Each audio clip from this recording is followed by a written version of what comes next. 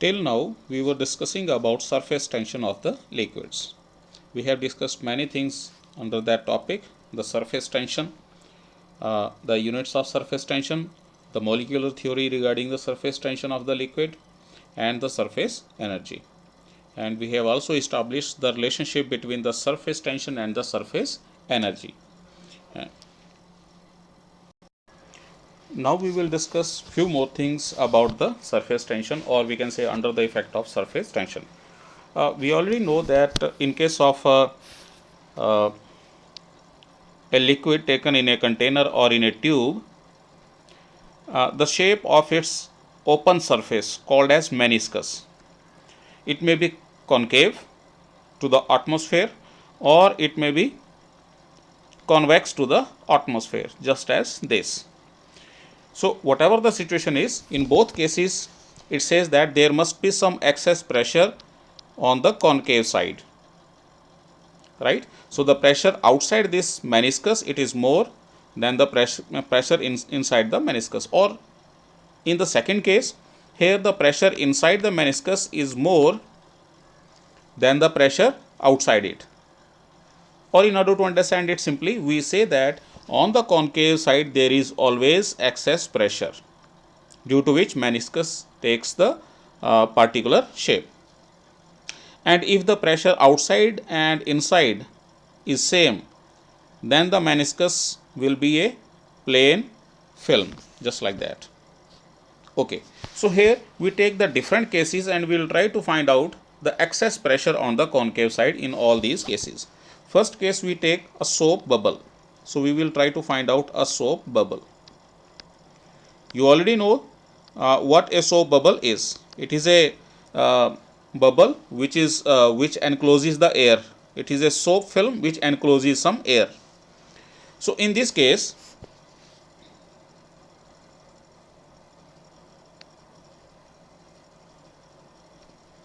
so this is the soap bubble, for example, or let me draw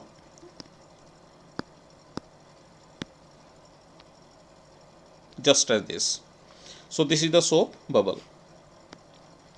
So it traps the air inside and it has air outside the soap film.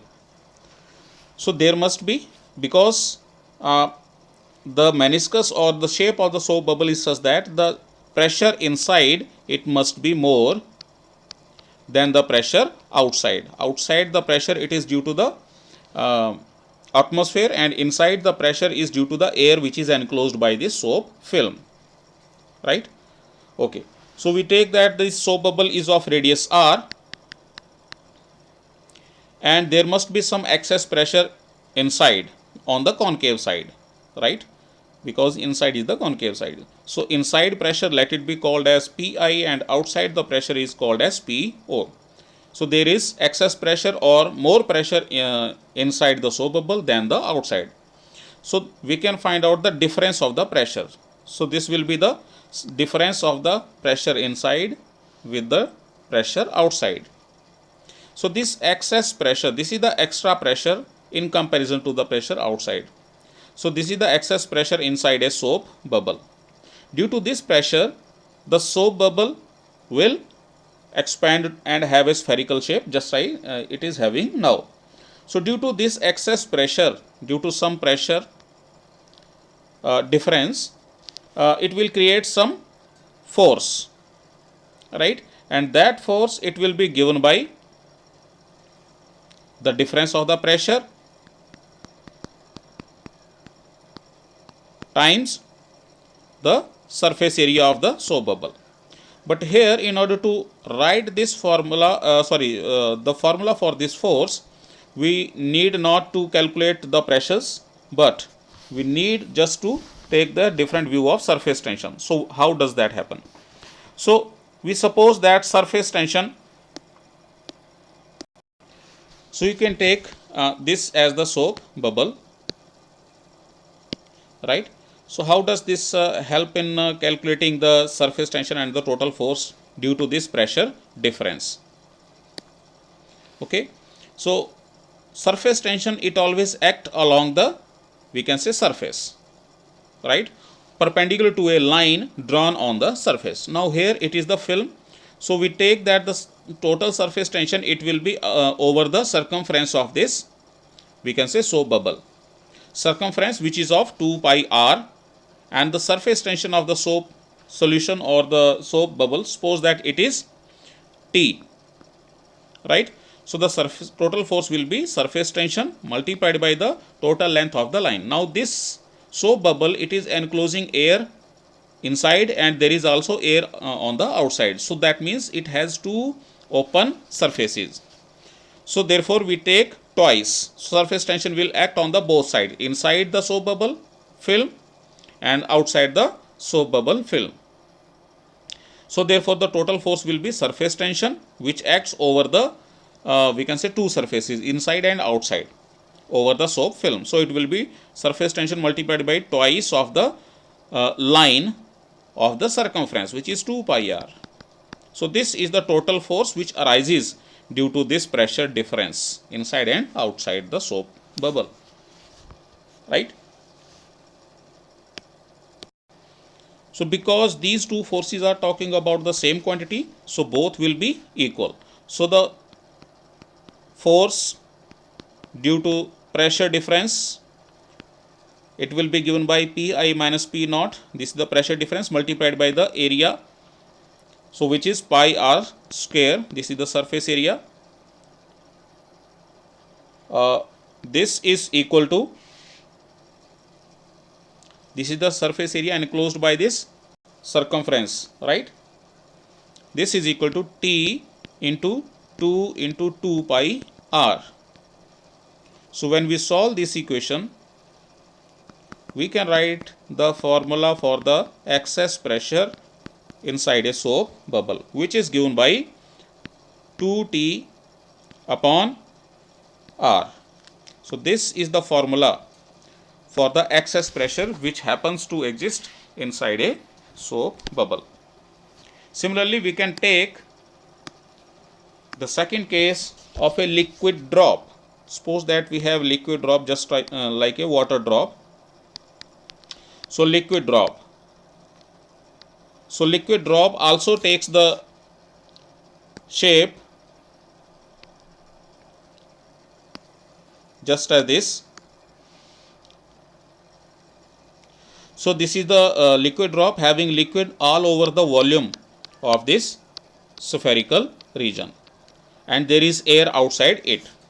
So the only difference between the two, means the soap bubble and this liquid drop, is that in case of soap bubble, both its surfaces are exposed to the air, inside and outside, whereas in case of liquid drop, it has only one surface which is exposed to the air. So therefore in place of this expression, the force due to the excess pressure, it can be written as Pi minus P naught, because that is why it is concave inside. So this excess pressure will create a force which is given by Pi minus P naught times the surface area, which is pi r square, and surface area is taken the surface area of the circumference of this liquid drop or soap bubble. And the force due to the surface tension, it happens to be acting only on one surface outside.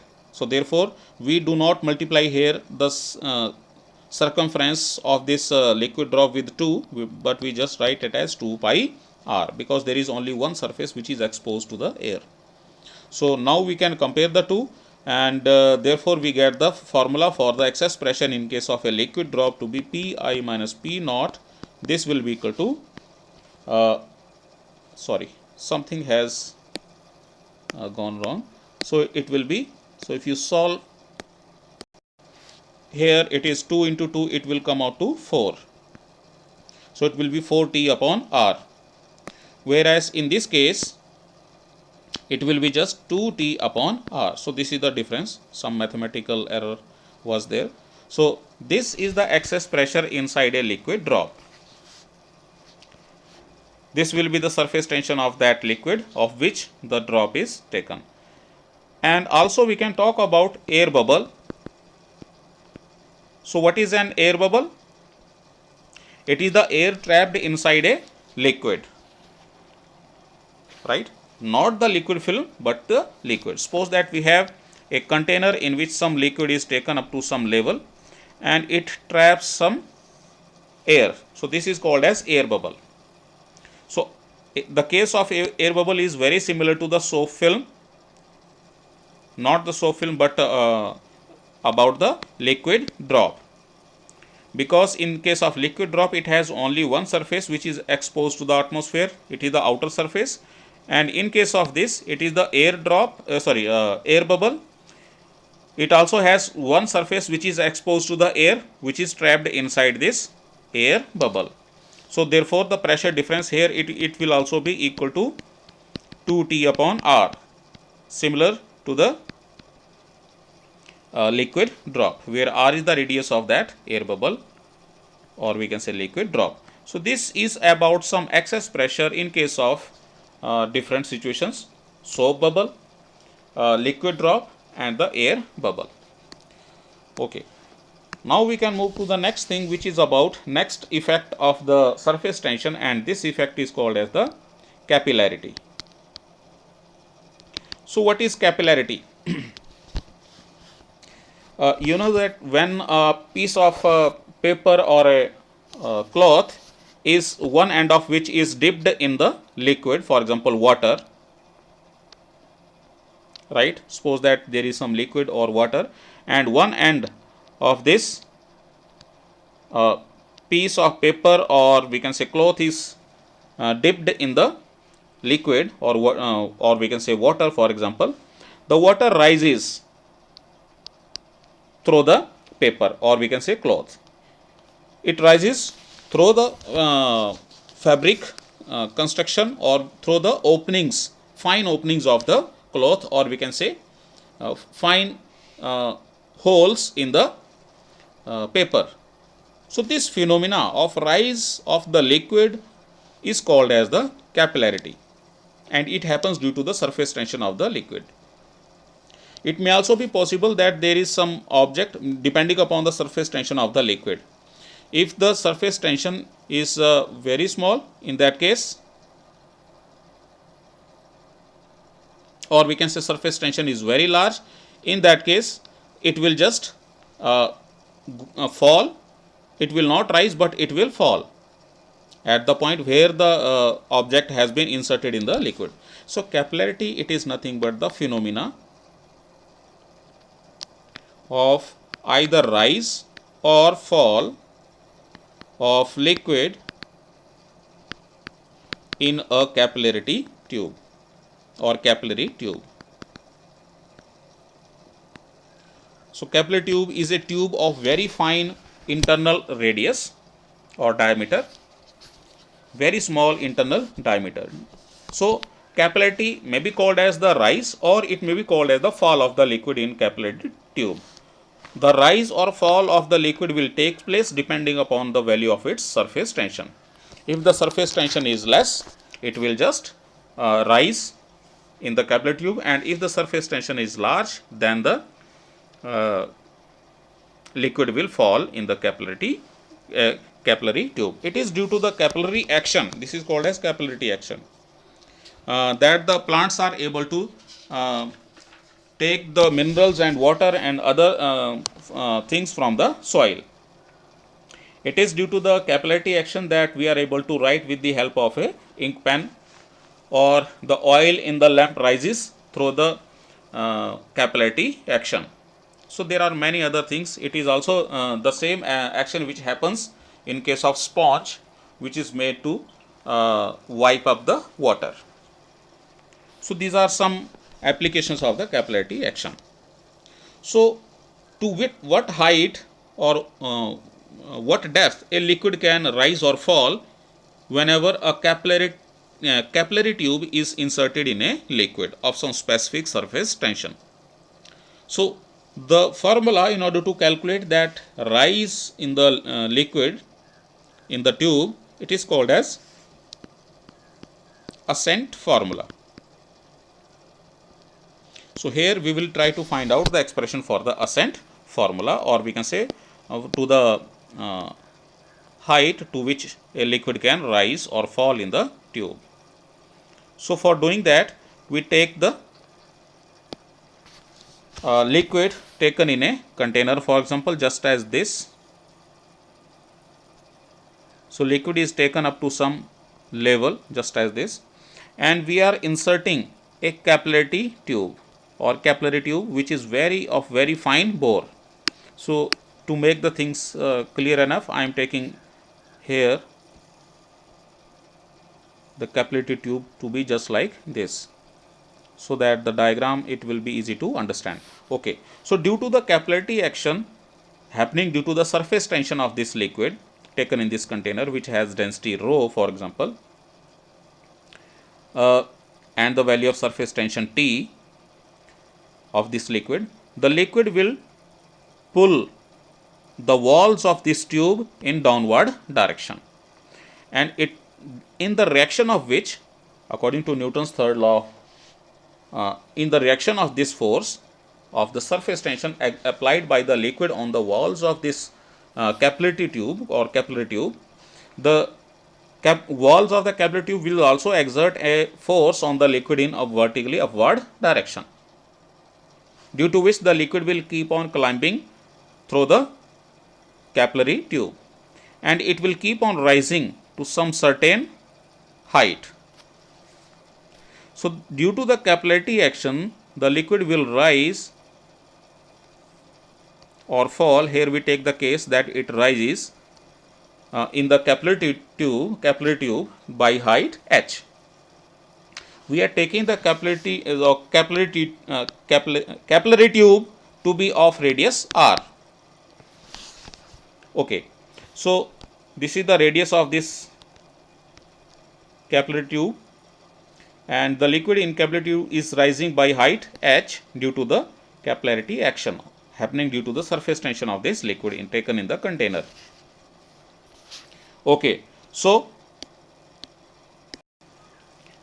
after attaining some certain height, the liquid will not rise anymore beyond this point. So, this is the maximum height the liquid will rise in this capillary tube. It will depend upon its surface tension and the other factors. We will try to find out in the ascent formula. Okay. So, it will keep on rising till the weight of the liquid in the capillary tube, it is balancing the surface tension of the liquid. The weight of the liquid in this capillary tube, it will always act in vertically downward direction, and this the walls of the capillary tube will keep on applying the same amount of the force equal to the surface tension of the liquid.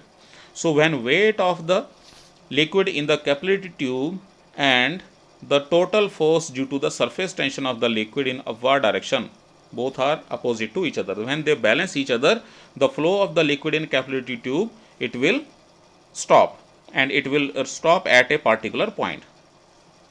So, we have to make the use of that situation in order to find out the formula for the height to which it rises, called as ascent formula. Okay. So, to make the things little more clear, I am just drawing the diagram in its simple form.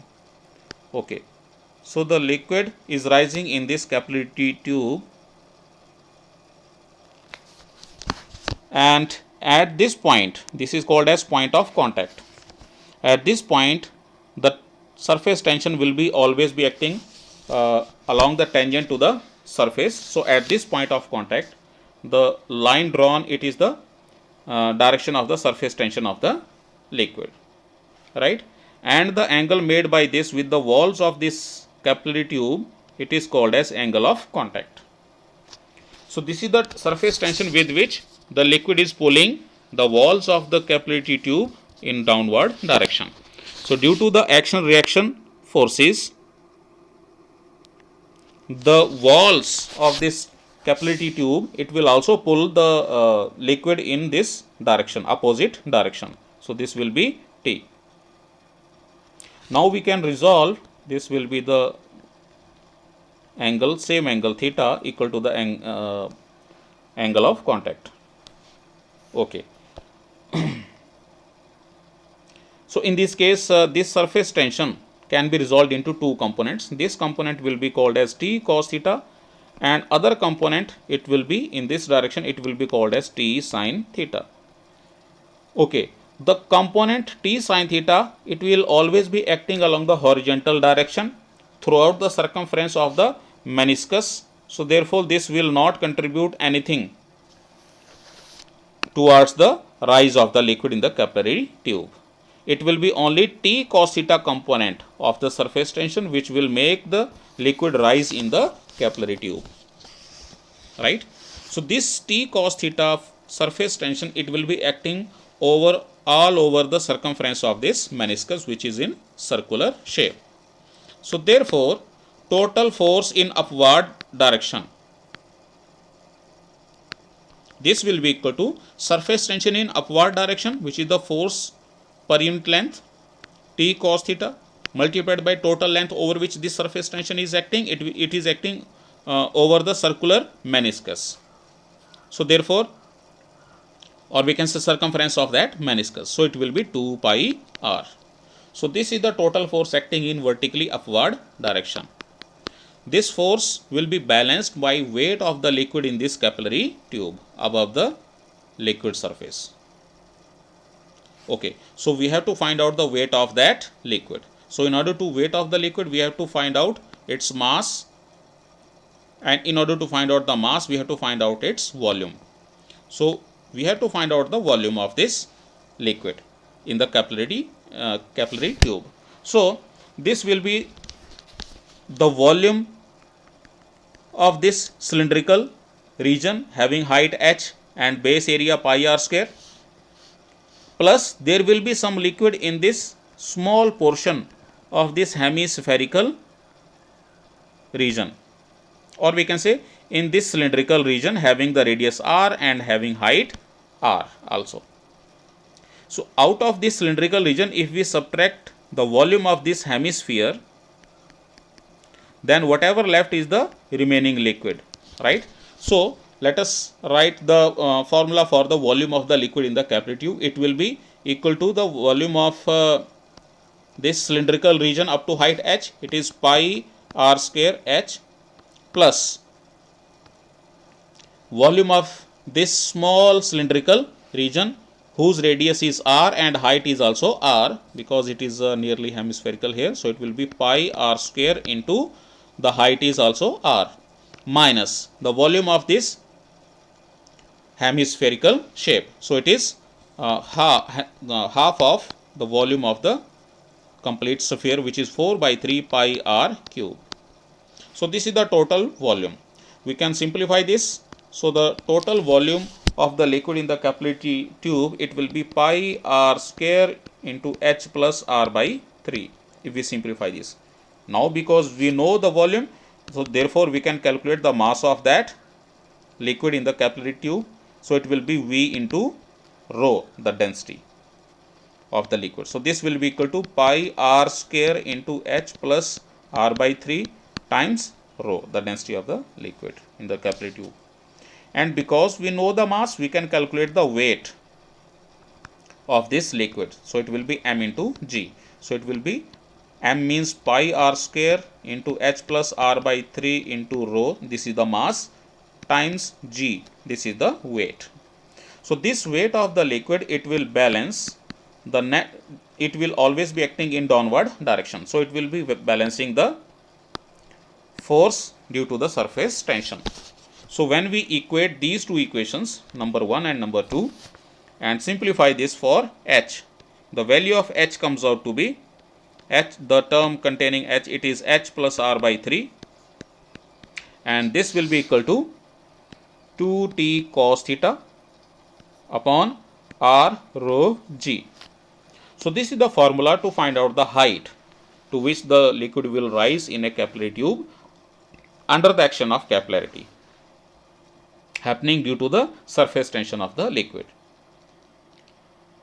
Here we can make an approximation that because capillary tube is of very fine bore, so therefore value of r is very small in comparison to its length, means h.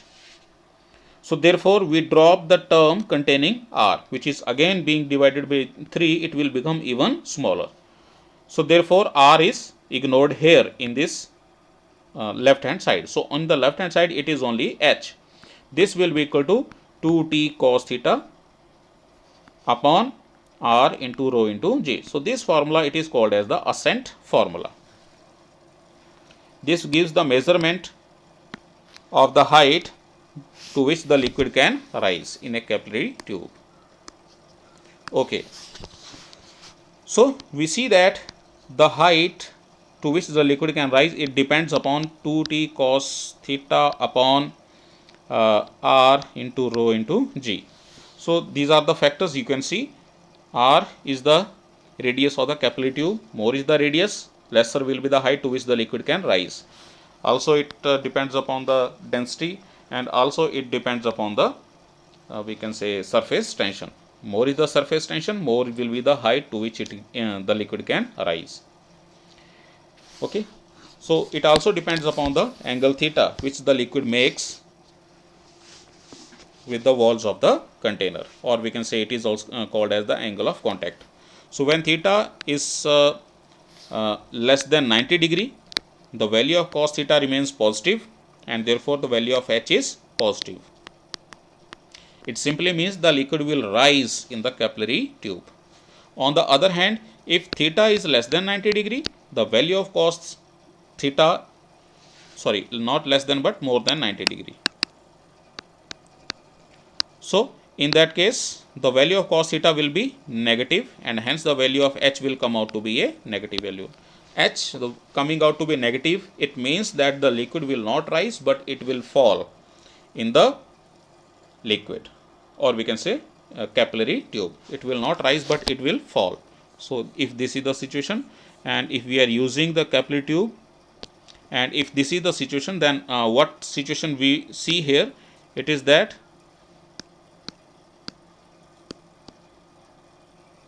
the liquid will fall.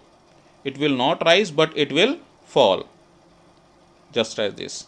Suppose that if we have mercury here, so it will fall in the capillary tube. It will not climb the capillary tube but it will fall. Okay, so this is the case. And one more special case is there here, is that what if the tube is not of some sufficient height to which the liquid can rise? If tube is not of height h, it is somewhat smaller, then what will happen? Will the liquid will spill out, or what will happen? So to understand that, we take the same situation again. So this is the capillary tube. Suppose that it is of height less than h. So its meniscus, it takes this shape. For example, if the liquid rises, surface tension, I am making an angle theta called as angle of contact, and this meniscus which is of concave shape, the radius of the capillary tube is small r, and its curvature of the meniscus, it will be spherical in shape. Suppose that its radius is capital R, for example. So in that case, this is the center of the, we can say, curvature of the meniscus. If this angle is theta, this angle will also be equal to theta. So therefore, from this triangle OAB, it will be a right angle triangle at point B.